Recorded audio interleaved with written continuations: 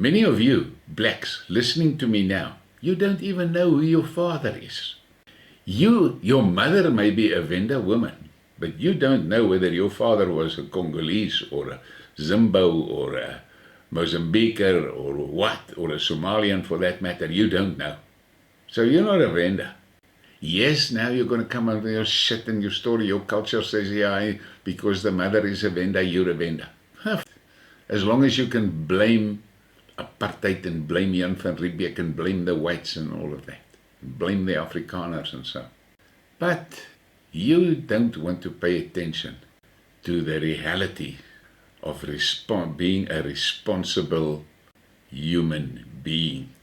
As long as you can fuck as much as you can, make as many babies as you can, you are fucking happy. But what you don't understand is you are busy breeding yourself out of existence. You're breeding yourself into extinction.